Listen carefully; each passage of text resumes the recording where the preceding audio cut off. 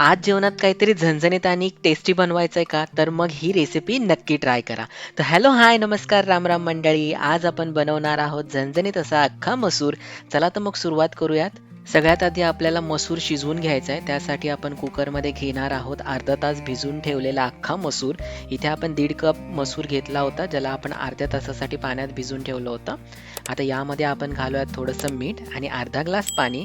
आणि आता याला मिक्स केल्यानंतर आपल्याला कुकरला याची एक शिट्टी करून घ्यायची आहे, म्हणजे आपला जो मसूर आहे तो खूप छान शिजेल. तुम्ही बघू शकता एका शिट्टीनंतर आता कुकर थंड झालेला आहे.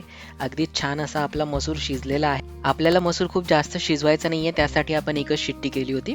आता आपल्याला फोडणी करायची आहे. त्यासाठी एका कढईमध्ये आपण तेल गरम करून घेतलं होतं. त्यामध्ये आपण घातलेली आहे मोहरी आणि जिरे आणि खडे मसाले, ज्यामध्ये आपण 2 तमालपत्र, 1 दालचिनी आणि 1 मसाला वेलची घेतली होती.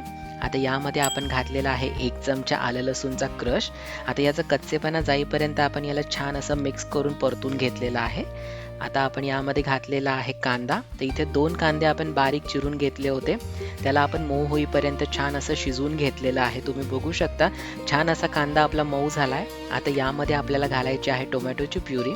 तर इथे आपण 2 टोमॅटो मिक्सरला बारीक करून घेतले होते. आता टोमॅटो सुद्धा त्याचा कच्चेपणा जाईपर्यंत आपण छान परतून घेतलेले आहेत. आता यामध्ये घालूयात थोडंसं हिंग, 1 छोटा चमचा हळद. त्यानंतर आपण घालणार आहोत 1 चमचा धने पावडर, अर्धा चमचा जिरे पावडर. आता आपल्याला घालायचं आहे 1 चमचा बेडगी मिरची पावडर. त्यानंतर आपण घालणार आहोत 1 चमचा लाल तिखट आणि सगळ्यात शेवटी आपल्याला घालायचा आहे 2 चमचे कांदा लसूण मसाला. आता हे सगळे मसाले आपण या कांदा आणि टोमॅटोच्या मिश्रणामध्ये मिक्स करून घेऊयात आणि याला आपल्याला 2 ते 3 सेकंदासाठी असंच परतून घ्यायचंय. आणि त्यानंतर आपण यामध्ये घातलेली आहे कोथिंबीर. आता कोथिंबीर घालून आपण याला केलेलं आहे छान असं मिक्स. आणि आता आपण हे छान परतून घेणार आहोत. तर अशाच चविष्ट आणि झणझणीत रेसिपींसाठी द फ्लेवर मराठीला सबस्क्राईब केलं नसेल तर आत्ता सबस्क्राईब करा. आणि तुम्हाला जर आपले व्हिडिओज आवडत असतील तर लाईक, शेअर आणि कमेंट नक्की करा, कारण त्यामुळेच आपले व्हिडिओज इतरांपर्यंत पोहोचायला मदत होते. सगळे मसाले छान परतून झालेले आहेत. आता यामध्ये आपण घातलेलं आहे चवीनुसार मीठ आणि याला मिक्स करून आपण परतून घेतलंय. आता आपण यामध्ये घालणार आहोत गरम पाणी. तर इथे 1 कप गरम पाणी आपण या भाजीत घातलेलं आहे. ही भाजी खूप पातळ नसते, म्हणून आपण 1 कप पाणी इथे घेतलेलं आहे.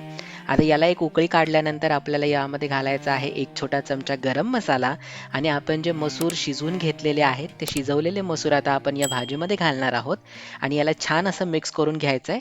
आणि त्यानंतर झाकण ठेवून आपण फक्त 2 मिनिटासाठी याला एक उकळी काढून घ्यायची आहे.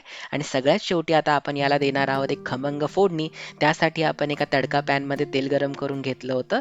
त्यामध्ये घातलेलं आहे 1 चमचा आलं लसूण क्रश, त्यानंतर कढीपत्ता आणि इथे आपण 5 ते 6 हिरव्या मिरच्या घेतलेल्या आहेत. आणि ही फोडणी आपण मिक्स करून घेऊयात आणि या फोडणीचा झणझणीत असा तडका आपल्या भाजीला देऊयात. आणि त्यानंतर तयार आहे एकदम झणझणीत आणि टेस्टी अशी अख्खा मसूरची भाजी, जी चपाती किंवा भाकरीसोबत खायला एकदम भन्नाट लागते.